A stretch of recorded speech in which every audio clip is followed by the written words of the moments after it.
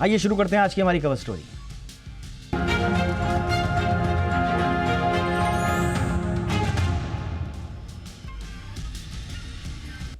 तो युद्ध के 40वें दिन आखिरकार ईरान और अमेरिका के बीच सीज फायर हो गया। 2 हफ्ते के युद्ध विराम से दुनिया भर के देशों ने राहत की सांस ली। एक और ईरान ने होर्मुज खोलने पर सहमति जताई है, तो दूसरी ओर इस बात पर भी सहमति बनी है कि कोई हमला किसी पर नहीं करेगा। इजराइल ने भी इस सीज फायर समझौते को अपनी सहमति प्रदान कर दी है, एक मसले को छोड़कर, और वो है लेबनान का मसला। क्योंकि पाकिस्तान के प्रधानमंत्री ने जब सीज फायर का ऐलान श्रेय लेते हुए किया था तो उन्होंने जिक्र किया था लेबनान का भी, इंक्लूडिंग लेबनान। लेकिन लेबनान पर हमले जारी हैं, यानी कि पूरी तरह से इजराइल मान चुका है, इस पर सबको संशय है। पूरी तरह से क्या अमेरिका भी मान चुका है, इस पर भी संशय है। क्योंकि न्यूक्लियर एनरिचमेंट को लेकर, यूरेनियम एनरिचमेंट को लेकर अभी बातें निकलकर जो सामने आ रही हैं, वो अमेरिका ये दावा कर रहा है कि बिल्कुल सुरंगों में घुस घुस के न्यूक्लियर प्रोग्राम जो है वो बंद किया जाएगा, और ईरान कह रहा है कि नहीं, अमेरिका तो हमारी बात को मान गया। तो कुछ ऐसे पेच भी हैं।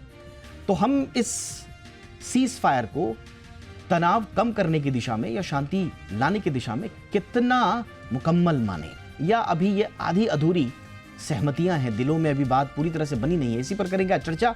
मेरे साथ होंगे खास मेहमान। छोटी सी रिपोर्ट देख लीजिए।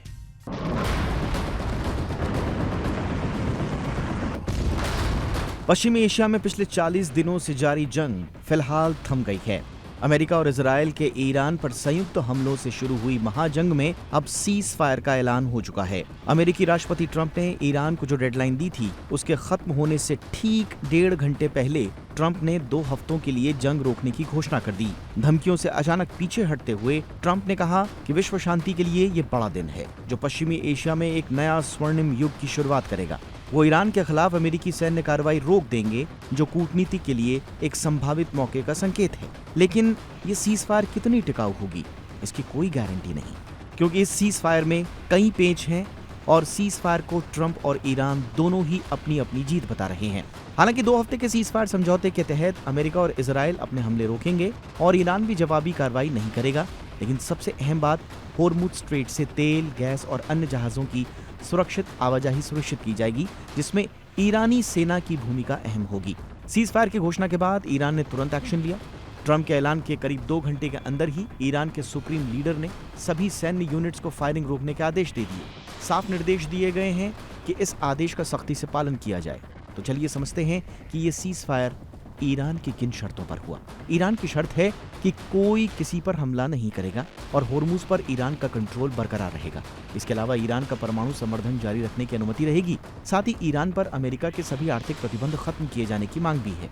ईरान ने यह भी शर्त रखी है कि संयुक्त राष्ट्र सुरक्षा परिषद के सभी प्रस्ताव रद्द किए जाएं, और ईरान ने जंग में हुए नुकसान का हर्जाना भी मांगा है। साथ ही ईरान की ये भी मांग है कि लेबनान समेत सभी मोर्चों पर सीज फायर होना चाहिए। हालांकि ईरान ने साफ तौर पर यह भी संदेश दिया है कि ये जंग का अंत नहीं है, बल्कि एक अस्थायी कदम है। यानी हालात अभी भी पूरी तरह से सामान्य नहीं हुए हैं और तनाव की चिंगारी आगे भड़क सकती है। तो वहीं इजराइल ने लेबनान के खिलाफ अपने ऑपरेशन रोकने से साफ इनकार कर दिया है और कहा है कि 2 हफ्ते के सीज फायर में लेबनान शामिल नहीं है। तो क्या माने, ये युद्ध विराम स्थायी शांति लाएगा या फिर ये अभी सिर्फ भ्रांति ही है? क्या वाकई में खाड़ी में शांति लौट आएगी या फिर एक बार फिर 14 दिन बाद भड़केगी जंग की आग? ब्यूरो रिपोर्ट, जी मीडिया। स्वागत करते हैं आज के खास मेहमानों का। नरेंद्र तनेजा सर हमारे साथ जुड़ चुके हैं, जाने माने एनर्जी एक्सपर्ट हैं और जियोपॉलिटिकल एक्सपर्ट भी हैं, भू राजनीतिक परिस्थितियों के जाने माने टिप्पणीकार और स्तंभकार भी हैं। बहुत बहुत स्वागत है आपका तनेजा सर हमारे शो पे। हमारे साथ हैं major general retired SVP Singh sir, जाने माने रक्षा विशेषज्ञ हैं। General Singh, good evening sir, बहुत बहुत स्वागत है सर आपका हमारे शो पे। और हमारे साथ हैं रॉबिन सचदेव सर, जाने माने ऑथर, विदेश मामलों के जाने माने जानकार और ट्रंप पर किताब भी लिख चुके हैं सर। बहुत बहुत स्वागत है रॉबिन सर आपका भी हमारे शो पे।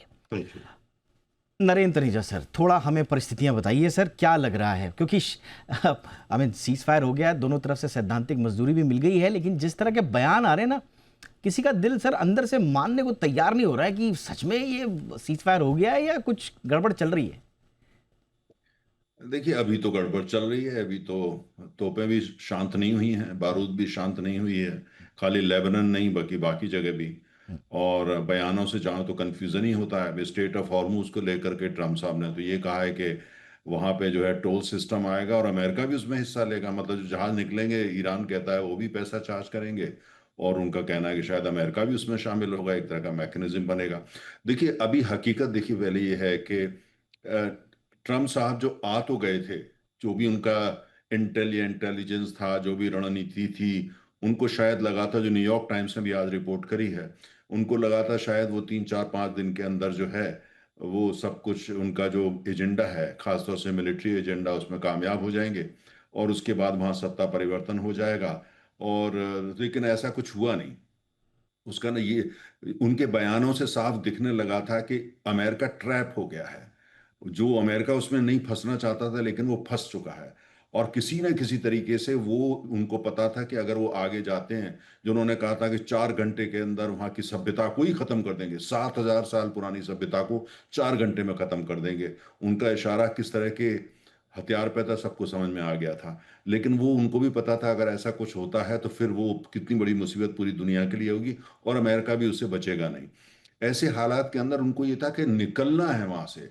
तो अभी उनके लिए सबसे बड़ी राहत, खासतौर से ट्रम्प साहब के लिए, क्योंकि वो लंबी रणनीति में कितना यकीन रखते हैं वो तो ईश्वर ही जानता है। मुझे तो नहीं लगता कि वो बयान भी जिस तरह की देते हैं, भाषा का जो वो प्रयोग करते हैं, उन्होंने एक दफे कहा था इंडियन इकोनॉमी इज डेड, अब उन्होंने बोला कि 4 घंटे में पूरी सभ्यता को ही हम खत्म कर देंगे। और दूसरा, ईरान के लोगों के लिए जो उन्होंने शब्दों का प्रयोग किया, मैं तो टेलीविजन पे बोल भी नहीं सकता। तो इसीलिए जो मुझे लगता है कि वो, उनको ये था यहाँ से निकले, वो फंस गए हैं, है ना, अब वो वहां से निकलना चाहते थे। और ये एक मौका है जिसमें वो धीरे धीरे जो वो निकलेंगे वहां से। अमेरिका वहां युद्ध में नहीं रहना चाहता, उनको समझ में आया उनके बस की नहीं है, कितनी भी बड़ी फौजी ताकत हो, लेकिन ईरान जो है, कोई आपको भी पता है, ईरान अमेरिका पहले जो वियतनाम में हुआ था वो नहीं चाहते दूसरा वियतनाम उनके लिए बन जाए। उनको निकलना है, और साथ में जो शर्तें भी, बातें ऐसी करनी है, शर्तें की उनकी दुहाई देनी है जिससे ये लगे वो युद्ध जीत गए हैं। जिसको थोड़ा भी जियो पॉलिटिक्स समझ में आता है, मुझे बताइए अमेरिका कैसे युद्ध जीत गया, किस पैमाने, क्या, कैसे युद्ध जीत गया। अमेरिका युद्ध नहीं जीता और ईरान युद्ध हारा नहीं है। अब ये तय करें कि भाई सच्चाई क्या है। ईरान युद्ध नहीं हारा और अमेरिका युद्ध नहीं जीता, स्थिति ये है। अब बयान दोनों तरफ से आ रहे हैं। इसका नतीजा जो मुझे समझ में आ रहा है, जो आ रहा है कि अगर स्टेट ऑफ हॉर्मूज, जो अंतर्राष्ट्रीय जो है चैनल है, उस पर किसी देश का कब्जा कभी नहीं रहा, वो एक अंतर्राष्ट्रीय वो है मैरीटाइम लॉ के हिसाब से। अब उनको ये कहना है कि आप मान लेना कि वो ईरान की एक तरह से मैरीटाइम टेरिटरी है और ओमान से वो बातचीत कर रहे हैं। तो फिर अगर ये परिणाम निकल के आता है और वो टोल लेना शुरू करते हैं $2 मिलियन पर शिप से, back of the annual calculation करो तो लगभग $80 बिलियन सालाना उनको बिना कुछ करे मिल जाएंगे। और जी। दूसरी तरफ जो है, आपने कहीं ना कहीं एक्नॉलेज कर रहे हैं, मान रहे हैं कि वो उनकी टेरिटरी है। तो देखिए ईरान जो है, इस पूरे युद्ध से उनके वहां हुआ है, लेकिन वो जो है, वो उसका साहस बढ़ा है, उसका कद वहां पे बढ़ गया, उसकी हिम्मत बढ़ गई। और कुल मिलाकर के उनको इसमें जो है बहुत ज्यादा जो है, वैसे तो नुकसान हुआ है, लेकिन कुल मिलाकर के उनकी ऑटोनॉमी हिसाब से उनको फायदा ही फायदा है। जी। अब तेल की जो सैंक्शन अगर हट जाती है, जिसकी चर्चा हो रही है, तो, और दूसरी तरफ यूनाइटेड नेशंस की उनकी भी जो बात हो रही है तो वो हो रही है। और हम्म। दूसरी क्या है कि जो आसपास के तमाम वहाँ किंगडम्स जी। हैं, सऊदी अरब हो गया, बहरीन हो गया, कतार हो गया, यूनाइटेड अरब एमिरेट्स हो गया, जी सर। ऊपर कुवैत हो गया, वो तो डरते थे, अब मैं उनका मैं डर मैं तो सर और। आऊंगा इस पे, क्योंकि खाड़ी के देशों की चिंता पर मैं आपसे अलग से आपको एक वो इस पे करूंगा। एक लाइन करके हाँ। दीपक दीपक में खत्म करूं इसको। हाँ। मेरा मेरा सिर्फ ये कहना है कि ये जो अभी स्थिति है ये बड़ी असमंजस वाली है। इसका सिर्फ जो मेरे समझ में आ रहा है कि वहां पे इसमें बहुत ज्यादा कोई परिवर्तन नहीं होगा। ट्रम्प साहब वहां से निकलना चाहते थे किसी तरीके से, जी। क्योंकि वो ट्रैप हो गए थे, वो वहां से भाग लिए हैं। एब्सोल्युटली। तो क्या यही वो विंडो थी जनरल सिंह सर, जिसकी राह अमेरिका देख रहा था, और एक तरह से अपनी ही यू नो धमकियों के कारण, अपने ही तल्ख बयानों के कारण, अपने लिए ही उन्होंने एक ऐसी परिस्थिति बनाई और अपने ही पिछलग्गू पाकिस्तान को कहा कि फटाफट से तुम हमको रिक्वेस्ट करो, हम तुम्हारी रिक्वेस्ट को फटाफट से ओके करेंगे। क्या ये एग्जिट लेने का, जिसको ऑनरेबल एग्जिट का कहा जा रहा था, is it that honorable exit for US, sir? If it is exit at all? Deepak, exit हम कह सकते हैं, बट सबसे बड़ा लेसन ये है, खास करके जो सुपर पावर अपने आप को समझते हैं, कि जो war of choice is always wrong choice. And ये बिल्कुल साफ जाहिर हो गया। देखें, किस किस कारण, किस कॉज पे ये लड़ाई अमेरिका ने लगाई, उसको अभी भुगत रहा है अपनी गलती को।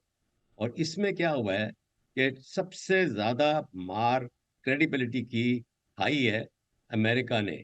और मैं बता रहा हूं आपको कि राष्ट्रपति ट्रम्प, इनका है कि इंग्लिश में है having egg on your face, मुंह पे अंडा।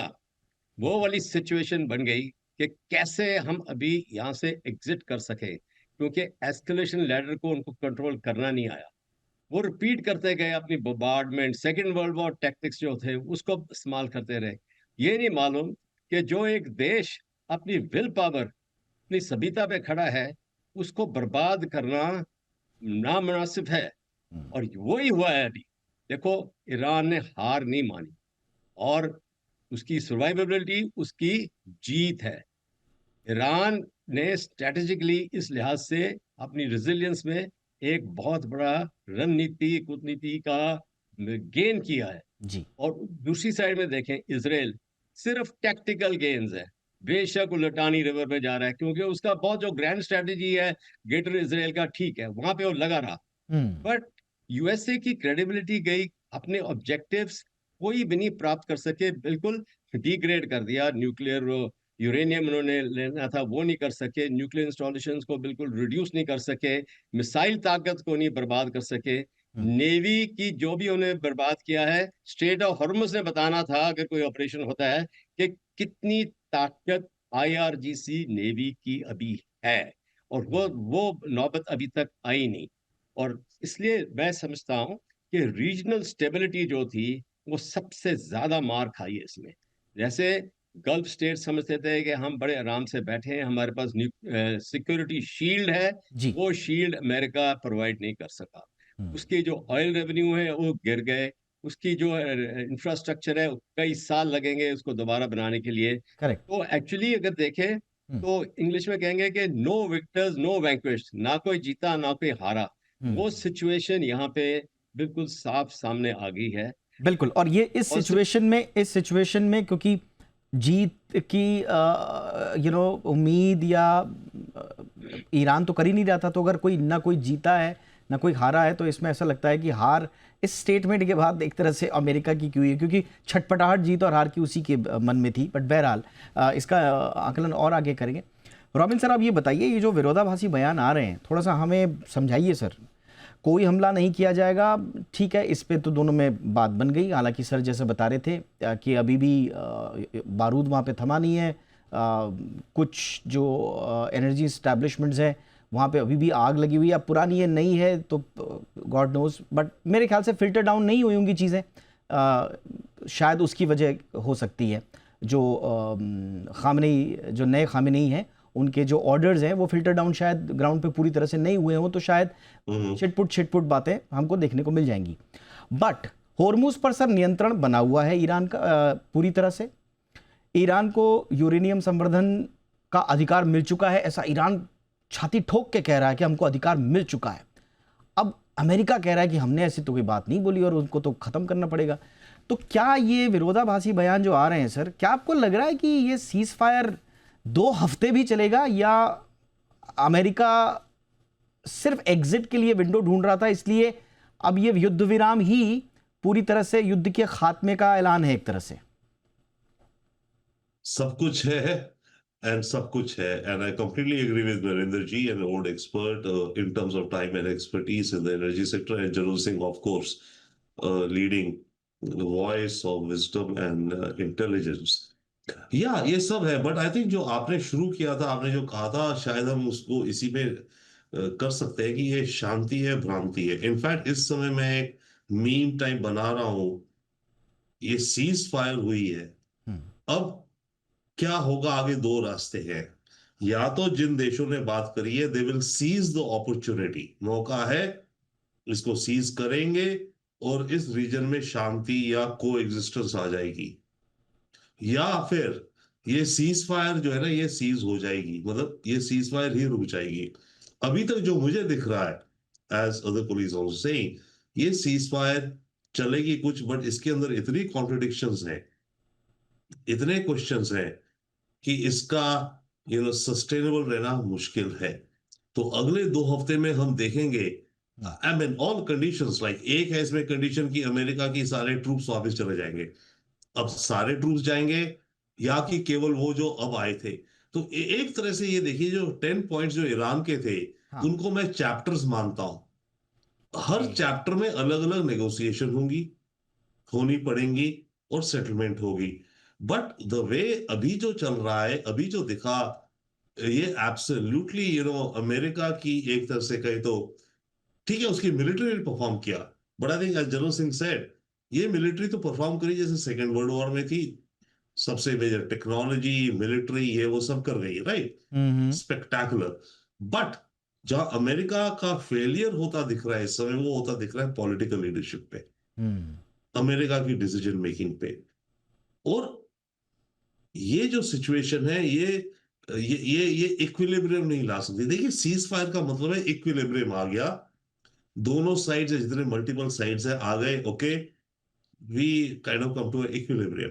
बट सर क्या क्या क्या अमेरिका ने एक डेस्परेट एग्जिट लिया है सर? जान बची तो लाखों पाए, वो कर गया ट्रम्प, या लौट के वापस भी आ सकते हैं? या मुझे कुछ ये लगता है कि ये डेस्परेट है, स्पेशली आखिरी 24 घंटों को लेकर के। आखिरी 24 घंटों में ट्रम्प ने जो सुबह वो जो ट्रुथ में डाल दिया ना कि एक सिविलाइजेशन पूरी खत्म हो जाएगी, मैं चाहता नहीं हूं और कभी नहीं रहेगी, वो एक एटॉमिक बॉम्ब था अपने में एक्चुअली। उसको सुनकर देख करके आई थिंक दुनिया भर के लोग, लीडर्स, क्या इन्फ्लुएंसर ट्रम्प पे बात नहीं, सब बौखला गए। पोप लियो, हाँ, पोप ने भी डांट दिया। उसने स्टेटमेंट दी कि ये रिजेक्ट होना चाहिए। उसने ट्रम्प का नाम नहीं लिया, पर उसने कहा when some people talk of this, no. Pope Leo ने बाय द वे 3 या 4 दिन पहले एक और चीज कही, जो पीट हेक्सेस कहते हैं कि ये वॉर जीसस क्राइस्ट के नाम पे है। तो Pope Leo said Jesus is the king of peace, not the king of war. तो ट्रम्प ने, मेरे ख्याल से कल जो 24 घंटे थे बहुत अहम रहे हैं। ट्रम्प ने एक अपना अफरा दफरी में कर दिया, उसने मैक्सिमल थ्रेट दे दी। अब मैक्सिमम थ्रेट के सामने उन्हें पिछले 24 घंटे में लगा कि ईरान झुकने नहीं वाला। In fact here I think it should be noted, I would say that Iran की ब्रेवरी मानी जाएगी। इनके मारे जा रहे हैं पर फिर भी खड़े हैं। तभी ये कहा जा रहा है कि इसमें end of the day Iran is the winner. तो पिछले 24 घंटे में इसने जितनी थ्रेट्स दे दी, ईरान के तरफ से आया कि नहीं नहीं नहीं, बैक चैनल में बात चल रही थी। और एक पॉइंट उसमें आऊंगा क्विकली।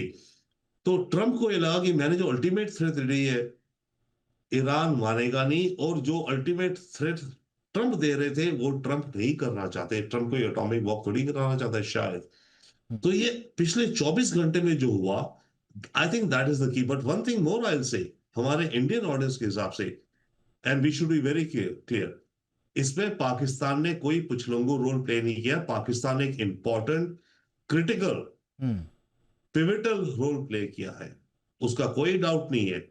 पाकिस्तान ने अपने सोल्जर्स ऑफर किए थे ईरान बॉर्डर पे, अगर ईरान के अंदर जाने हो। पाकिस्तान ने गाजा के अंदर अगर सोल्जर चाहिए ट्रम्प को गाजा स्टेबलाइजेशन के, वो ऑफर किए हुए हैं। पाकिस्तान का मैं आऊंगा सर इस पे। हाँ, ये इंटरेस्टिंग एक चैप्टर है पाकिस्तान का भी, मैं आऊंगा सर इस पे। अगली टिप्पणी आपकी मैं इसी पे लूंगा। वापस जहां पर मैंने तनीजा सर से बातचीत खत्म करी थी, क्योंकि सर ने जिक्र किया था खाड़ी के देशों का। सर, खाड़ी में अब किस तरह का, आप तो बहुत ट्रैवल करते हैं सर पहले से ही वहाँ पर, आप वहाँ पर अपने व्याख्यानों के लिए भी जाते हैं।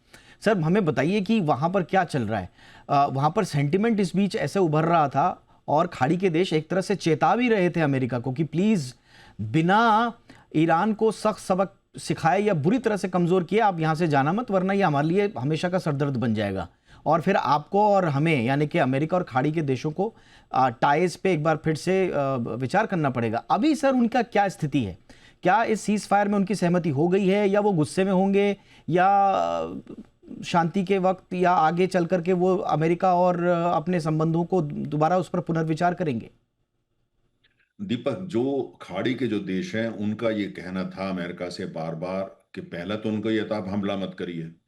उसके बाद जब अमेरिका ने हमला कर दिया बिना उनकी सलाह लिए, तो उन्होंने कहा था आप शेर को आपने घायल करा है, शेर को घायल करके जंगल में नहीं छोड़ा जाता। तो आप आर पार की लड़ाई लड़ी है। लेकिन इतनी हिम्मत जो है ट्रम्प साहब में नहीं थी। ट्रम्प साहब का जो इंस्टिंक्ट है वॉर वाला है ही नहीं।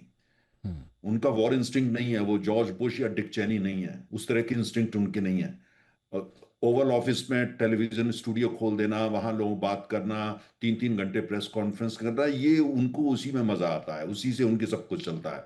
लेकिन लड़ाई तो एक अलग चीज है, शुरू तो कर दिया, लेकिन जब उनको दिखने लगा कि ये तो बड़ी दूसरी चीज है, तो उनका इंस्टिंक्ट तो कभी उसमें है नहीं। मैंने कहा उनका इंस्टिंक्ट वॉर का नहीं है। अब खाड़ी के देश जो है, अब उनके लिए परेशानी जो है वो ये पैदा हो गई है कि भाई वो तो उन्होंने बार बार कहा था, लेकिन अब इस युद्ध के बाद देखिए, पहले सीज फायर को बहुत ज्यादा अहमियत मत दीजिए। अमेरिका को बेसिकली निकलना था और वो निकल गया वहां से। उसके जो वहां पे पुराने अड्डे बने हुए हैं, सैन्य अड्डे बने हुए, वो बने रहेंगे, वहां से वो नहीं निकलेंगे, है ना। लेकिन ये है कि वो जो फौज है एयरक्राफ्ट करी है, धीरे धीरे करके वो सब वहां से चले जाएंगे। और उसके अब उसका मतलब ये हुआ कि जो नया ईरान पैदा होगा उसका आत्मविश्वास ज्यादा होगा, उसकी इमेज अलग होगी, उसका खौफ ज्यादा होगा। और कुल मिलाकर के जो है वो अपना जो ऑयल एंड गैस के सैंक्शन हट जाते हैं तो उसके पास पूंजी भी ज्यादा होगी। और जैसा अमेरिका खुद कह रहा है कि वो जाके रिकंस्ट्रक्शन में हेल्प करेगा, तो लिहाजा ये हुआ कि 6-7 साल के अंदर तो ईरान जो है वो बिल्कुल टर्की की तरह नजर आने लगेगा, विकास भी वहां तेजी से होने लगेगा। उसको लेकर के जो खाड़ी के देश हैं उनको समझ में नहीं आ रहा। खाड़ी के जितने देश हैं वो अभी तक ये मान के चलते थे, वो अपना मॉडल डेवलप कर रहे थे, दुबई अपना मॉडल डेवलप कर रहा था, कतार अपना मॉडल डेवलप कर रहा था, ऐसा मॉडल के सऊदी अरब अपना कर रहा था, ऐसा मॉडल जिसमें सारा फोकस ये था कि आधुनिकरण करो, औद्योगिकरण करो, आईटी सेंटर्स बनाओ, और एआई के बड़े बड़े डिजिटल सेंटर, उनका फोकस उस तरफ था। नया भविष्य बना रहे थे वो। और वो कैटलिस्ट होंगे, पूरी इस्लामिक दुनिया बदल जाएगी, क्योंकि जब ये एक नई युग में पहुंच जाएंगे, मॉडर्न युग में पहुंच जाएंगे। और वो सब कर रहे थे इस बात को बिल्कुल सुरक्षित होकर मान के, जहां तक ईरान या सुरक्षा की बात है, हमें कोई चिंता करने की जरूरत, वो तो अमेरिका संभाल लेगा। अब उल्टा हो गया। अब उनको एक समझ में आया है कि जो भी हम कुछ कर रहे हैं, जो हमारा मिशन रहा है, हमारा मॉडल है, वो तो अमेरिका कर नहीं सकता। अमेरिका की सुरक्षा तो गायब होगी। अब नतीजा यह है कि वहां पे एक नया सिक्योरिटी आर्किटेक्चर बनाना पड़ेगा उनको। अब वो नया सिक्योरिटी आर्किटेक्चर ऐसा जो अमेरिका पे को साथ तो रखेगा, पर अमेरिका पे सोली डिपेंड नहीं करेगा। अब उनको नए देश चाहिए होंगे जो वो सिक्योरिटी प्रदान कर सके, जिससे कि उनका जो अपना एजेंडा है, छोटे छोटे से किंगडम है, इतने भारी तेल के भंडार हैं, गैस के भंडार हैं, बहुत अमीर है। कल्पना करिए ऐसे आदमी की, जो कि एक आदमी की जो जंगल में जा रहा है, ऊपर से नीचे तक सोने से लदा हुआ है, और जंगल चोरों के लिए, लुटेरों के लिए मशहूर है, उनकी वो स्थिति है। तो ऐसे में उनको न्यू सिक्योरिटी आर्किटेक्चर बनेगा, और उस न्यू सिक्योरिटी आर्किटेक्चर के साथ में नया एनर्जी आर्किटेक्चर वहां पैदा होगा। भारत जैसे देशों के लिए इसमें भारी अपॉर्चुनिटी होगी, चीन जैसे देशों के लिए भी अपॉर्चुनिटी होगी। अब देखना होगा कि आर्किटेक्चर कैसा बनता है, ये देश कितना खुल के आगे आते हैं। लेकिन एक बात तो तय हो गई, आज की तारीख में जितने भी वहां पे किंगडम्स हैं गल्फ के अंदर, सब के सब डरे हुए हैं, सहमे हुए हैं, और अमेरिका को लेकर के ऊपर तो बोल नहीं सकते हमें, लेकिन अंदर से जो है वो अमेरिका को लेकर इतने खफा हैं, और जो भी कटु से कटु शब्द होते हैं उसका वो प्रयोग कर रहे हैं। Absolutely sir. और ये आपने बहुत इंटरेस्टिंग बात बोली कि अब यूएस गारंटी, अब क्योंकि नहीं रही सिक्योरिटी की, तो खाड़ी के देश, कुछ हद तक यूरोपियन देश भी, वहां पर भी अपना एक नया डिफेंस आर्किटेक्चर अब सुनने कहने में आ रहा है, और जिसकी पुष्टि अभी सर भी कर रहे हैं कम से कम अपने आकलन में, कि एक नया डिफेंस आर्किटेक्चर आपको बनाना पड़ेगा। इस बीच देखिए मजेदार क्या हुआ। जनरल सिंह, मैं आपकी तवज्जो चाहूंगा सर इस पे। साउथ कोरिया का जो च्योंगुंग 2 एयर डिफेंस सिस्टम है, जिसने यूएई में बड़ा ज़बरदस्त काम किया, इस एयर डिफेंस ने 100 में से 98 मिसाइल को इन लोगों ने मार गिराया था। तो काफ़ी इसकी वो हो रही है चर्चा, और इसको इंडिपेंडेंट किस तरह से ख़रीदा जाए। तो ये एक बता रहा है कि किस तरह से दुनिया में जो जो लोग डिफेंस सिस्टम्स पे इन्वेस्ट कर रहे हैं या उस पर इनोवेशन कर रहे हैं, वो अब यूरोप भी चाहेगा, खाड़ी के देश भी चाहेंगे, जो सर ने कहा कि भारत के लिए बड़ी अपॉर्चुनिटी उभर करके आ रही है। सर, डिफेंस मैन्युफैक्चरिंग में जनरल सिंह सर, आपको क्या लगता है, अब अमेरिका की सिक्योरिटी गारंटी खत्म होने के बाद हर कोई अपने पैरों पर खड़ा होना चाहेगा, डिफेंस के मामले में आत्मनिर्भर बनना चाहेगा, भारत के लिए कितनी बड़ी अपॉर्चुनिटी बन रही है सर? देखिए, आई थिंक भारत अभी उस फेंस पे बैठा है कि हम एक्सप्लॉइट करें हमारा जो आत्मनिर्भर डिफेंस है। हम्म। हमने अभी देखा है रिसेंटली जो आंकड़े आए हैं कि हमारी आर्मामेंट एक्सपोर्ट्स बहुत बढ़ी हैं। और कोई भी देश, भारत समझता है कि कोई भी देश जो कि मेजर टिकट आर्म्स एक्सपोर्टर नहीं है, वो बिग पावर लीग में नहीं आ सकता। तो ये हमारे सामने एक बहुत बड़ा अपॉर्चुनिटी आई है जिसे हमें मिस नहीं करना चाहिए। देखिए, हम ऑलरेडी उस लेवल पे हैं। ब्रह्मोस मिसाइल एक्सपोर्ट कर रहे हैं, पिनाका मिसाइल हम एक्सपोर्ट कर रहे हैं। नो, ए टैग जो हमारी 155 मिलीमीटर गन है, वो वर्ल्ड बीटर है। वो हमें एक्सप्लॉइट करना चाहिए। और ये सब चीजें यहाँ पे चाहिए अभी मिडिल ईस्ट में। मिडिल ईस्ट में अभी जो खाड़ी के देश है, सबसे बड़ा उनको झटका लगा है कि अमेरिका की जो बेसिस थी हमारी सुरक्षा के लिए, वो डाइल्यूटेड है। तो अमेरिका में वो दम नहीं है कि उनको प्रोटेक्ट कर सके। मगर भारत को वो पे आना चाहिए। देखें, ये ऐसी अपॉर्चुनिटी है कि नॉट ओनली एनर्जी, हमारी डिप्लोमेसी, हमारी स्ट्रेटेजिक इकोनॉमी भी पूरी हमें एक्सप्लॉइट करनी है। एंड आई थिंक हमें ये विंडो ऑफ अपॉर्चुनिटी मिस नहीं करनी चाहिए। हमने बड़े अच्छे रिलेशन रखे हैं देश टू देश, वन टू वन। पर अभी हमें आगे बढ़ना है, not only in the soft this thing but the hard. और हार्ड है मिलिट्री हार्डवेयर, उसको एक्सप्लॉइट करना है। देखें, इस समय क्या है, अगर मैं मिलिट्री एंगल पे बताऊं, हम्म। ये देखो, प्रोलॉन्ग्ड मल्टी डोमेन वॉर पे जो है वो हो सकती है। लड़ाइयाँ एकदम खत्म नहीं होती। प्रॉक्सी एस्टिमेट्रिक वॉर चलती है। कन्वेंशनल वॉर, जो कि कन्वेंशनल ताकत है जैसे अमेरिका थी, वो एसिमेट्रिक वॉरफेयर के सामने झुक गया इस समय। और ये बहुत बड़ा लेसन है कि जो मिलिट्री ताकत किस प्रकार से एक्सप्लॉइट की जाती है। Proxy war, cyber, electronic, space, ये हैं weapons fifth generation, six generation के लिए। और Bharat is right up there and हमें इसको एक्सप्लॉइट करना चाहिए। दूसरा मैं पॉइंट बताता हूँ कि जो सिक्योरिटी आर्किटेक्चर की हम बात कर रहे हैं, ईरान ने एक बहुत बड़ा संदेश दिया है खाड़ी देशों और बाकी मुल्कों को भी कि आपकी धरती, आप ही उसकी सुरक्षा रखें, अपने आप को बेचे नहीं। जी। ये उसने खाड़ी देशों को दिया है। आप है राजतंत्र देश, आपने अपनी सिक्योरिटी गंवाई हुई है। और आपके जो पॉपुलेशन आपने दबाया हुआ है, हम्म। वो खड़े होंगे जब, तो आपके ये जो प्रिंसली स्टेट्स हैं, यस ये सर। उड़ाए जाएंगे। जो हम्म। अरब ग्रीन रेवोल्यूशन वगैरह हुई है, ये बहुत बड़ा संदेश ईरान ने दिया है खाड़ी देशों को। बेशक वो अभी उनके बरखिलाफ होंगे कि उन्होंने नुकसान किया हमारे ऊपर, पर ईरान ने उनको सही वार्निंग दे दी थी कि अगर अमेरिका अटैक करता है आपकी धरती से, जी। हम आपके ऊपर नुकसान करेंगे। उन्होंने शुरू किया मिलिट्री बेसिस पे, फिर अमेरिकन सोल्जर्स भाग गए होटलों वगैरह में, उन्होंने सिविल इंफ्रास्ट्रक्चर पे किया। फिर उन्होंने देखा कि लड़ाई बढ़ी जा रही है और रिटेलिएशन मोड में रहे। जी। उन्होंने उनकी ऑयल रिफाइनरीज को भी अटैक किया, कुछ डिसैलिनेशन प्लांट्स में भी किया।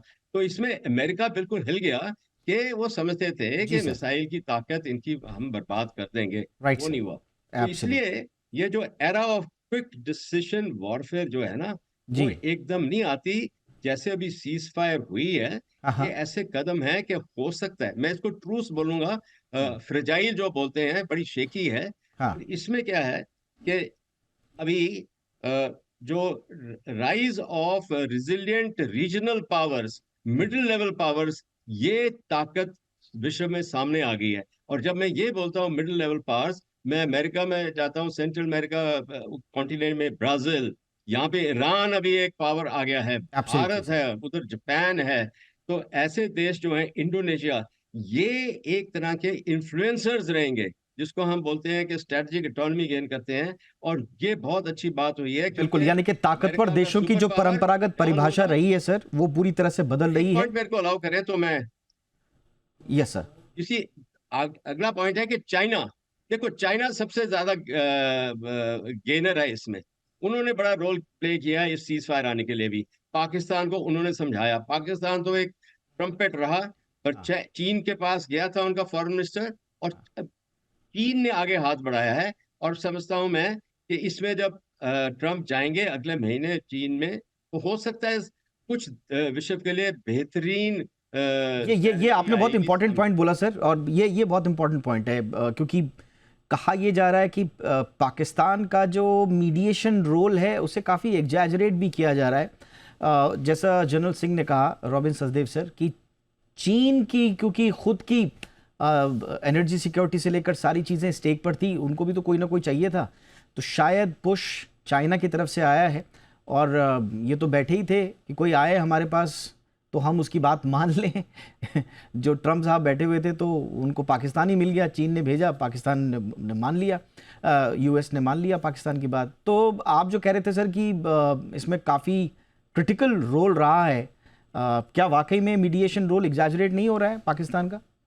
I completely disagree with this assessment कि पाकिस्तान का रोल मिनिमल था, कुछ लोगों था। We should get real।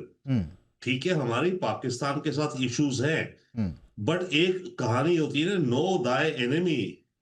तो हमें हर चीज में ना ये चीज को बी लिटिल नहीं करना चाहिए जो हो रहा है। और अगर मैं एक ऑनेस्ट एनालिस्ट हूं, जो मैं सोचता हूं, I invite all my 2 other colleagues to tell me, ये जो नैरेटिव हमने अपने देश में फैला रहे हैं, हम कह रहे हैं कि पाकिस्तान पिछलों की कोई रोल नहीं था, I disagree with it completely.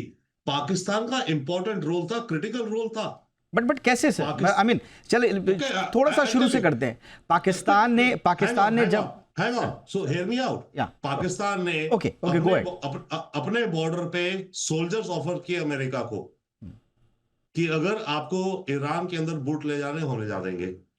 Pakistan ने अमेरिका को ऑफर कर रखे हैं, गाजा में हम आपको सोल्जर्स दे देंगे। हाँ। पाकिस्तान का सऊदी के साथ पीस पैक्ट है, सऊदी पे अटैक हुआ तो पाकिस्तान को अटैक करना है।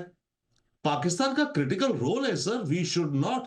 गाजा में पाकिस्तानी बूट्स की इजाजत क्या इजराइल दिया सर कभी, या कभी देगा? अभी दिया नहीं दिया, वो कब होगा, पर पाकिस्तान ने ऑफर तो कर दिया ना।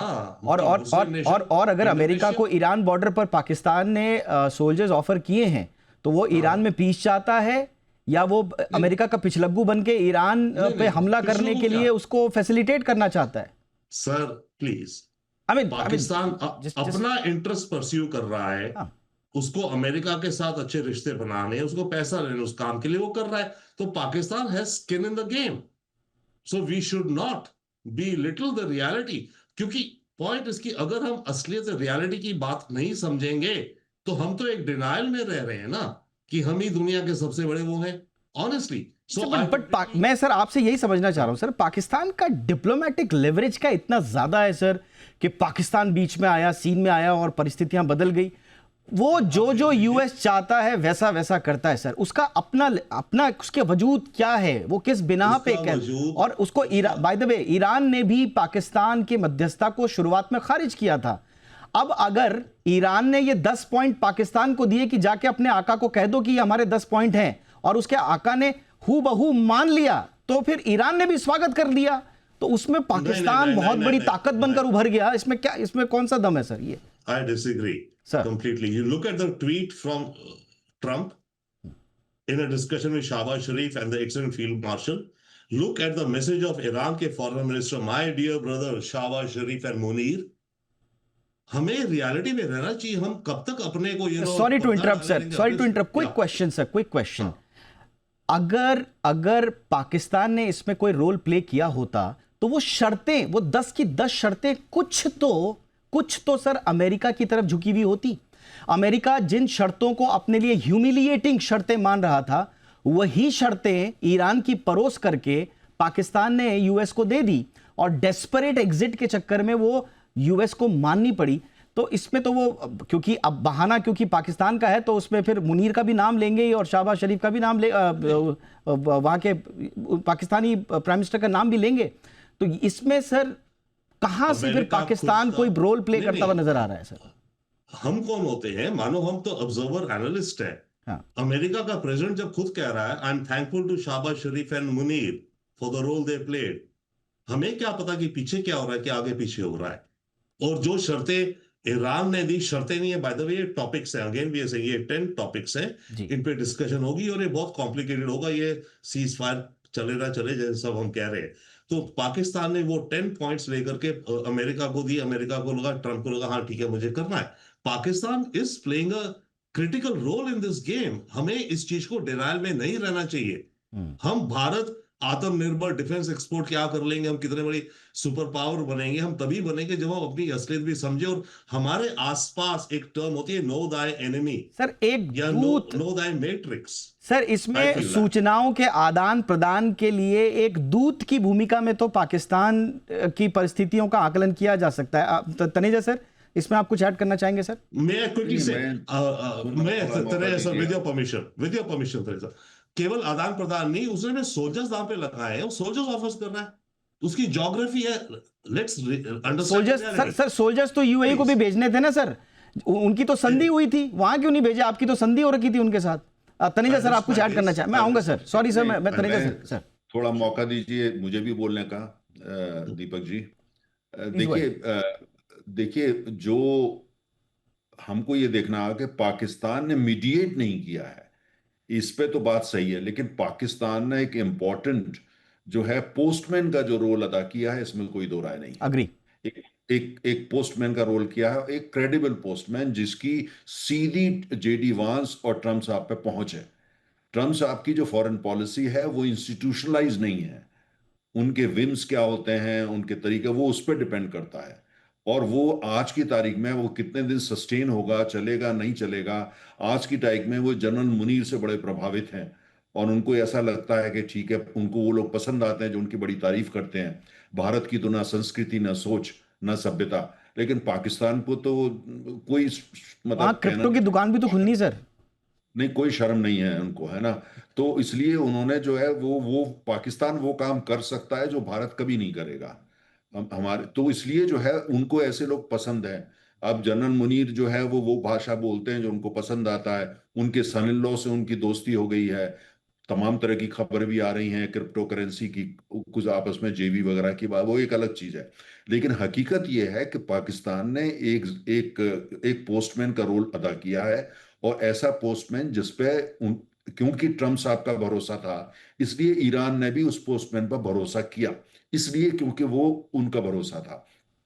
जब जेडी वांस हंगेरी पहुंचे तो ये काफी हद तक क्लियर होने लगा था कि भाई इसका मतलब ये हुआ कि कुछ ना कुछ जो है वो कुछ पक रहा है।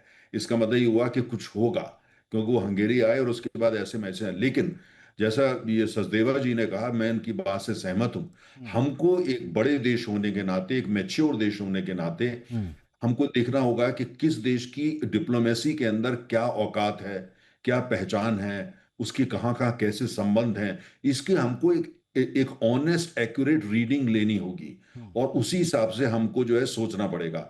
हकीकत यह है कि पाकिस्तान में जो जनरल मुनीर जैसे लोग हैं या फील्ड मार्शल अब तो हो गए हैं, उन लोगों की आज ट्रम्प से और जेडी वांस से सीधी पहुंच है, ये हकीकत है। उनके इस तरह के, चूंकि ट्रम्प साहब जो है वो नहीं नहीं सर, बिल्कुल इसमें इससे कोई डिनाई नहीं कर रहा है कि स्वाभाविक रूप से किचन कमेटी का सदस्य आप कहें ट्रम्प का पाकिस्तान को, तो इसमें कोई बड़ी बात नहीं है, कोई अतिशयोक्ति उस हद तक नहीं जाऊंगा। हाँ। किचन कमेटी के मेंबर नहीं है जी, लेकिन इतना जरूर है कि उनकी वो पहुंच है कि अगर वो उनसे बात करना चाहते हैं किसी विषय पे और विषय उनको लगता है कि वो ठीक है, तो उनके सन इन लॉ से या उनके एक दो जो एडवाइजर हैं उनसे उनके पास सीधी पहुंच है, जेडी वांस पे सीधे उनके एक्सेस है। और इसको रिकग्नाइज करते हुए ईरान ने जो जवाब दिया है पाकिस्तान को कि ठीक है, ये एक ऐसे पोस्टमैन है जिस पे ट्रम्प साहब यकीन करते हैं, तो वो उनसे बातचीत करिए। तक ठीक है सर। इसको मीडिएशन डिप्लोमेसी की लैंग्वेज में ये नहीं कहा जाएगा उन्होंने मीडिएट किया है। मीडिएट वो होता है जो दोनों पक्षों की बात सुनता है और कहता है ये पॉइंट हटा दीजिए, ये पॉइंट लगा दीजिए। तो जैसे ओमान पहले कर रहा था। तो लेकिन हकीकत यह है कि अगर पोस्टमैन की भी भूमिका पाकिस्तान ने अदा करी है और उनका ट्रम्प साहब और उनका जो किचन कैबिनेट है उस तक पहुंच है, तो ये भी हमको देखना होगा कि इसका हमारे लिए क्या मतलब है, इसका हमको एनालिसिस करना होगा। और अगर ऐसा उन्होंने किया है तो हम उसको खारिज ना करें। ये यानी कि जो आप और सचदेव सर कह रहे हैं कि पाकिस्तान की भूमिका को खारिज नहीं किया जा सकता, उसकी भूमिका ज्यादा थी कम थी इस पर बहस जरूर हो सकती है, लेकिन भूमिका को खारिज नहीं किया जा सकता और इसके हिसाब से हमें अपनी अगली रणनीति देखनी होगी। बट देखते हैं आगे ये रुख किस तरफ जाता है। चर्चा को आगे बढ़ाना चाहता था लेकिन समय इजाज़त नहीं दे रहा था, इसलिए मैं जनरल सिंह से माफ़ी चाहूँगा कि इस महत्वपूर्ण दिलचस्प मोड़ पर मैं उनका टेक नहीं ले पाया, क्योंकि आप लोगों से तो लगातार बातचीत होती रहेंगी, इसलिए हम आगे आपका नज़रिया ज़रूर समझेंगे। Thank you so much gentleman, बहुत बहुत शुक्रिया Taneja sir, Sachdev sir, general Singh sir, thank you so much for your time. एक छोटा सा ब्रेक ले लेते हैं, फटाफट हाजिर होते हैं।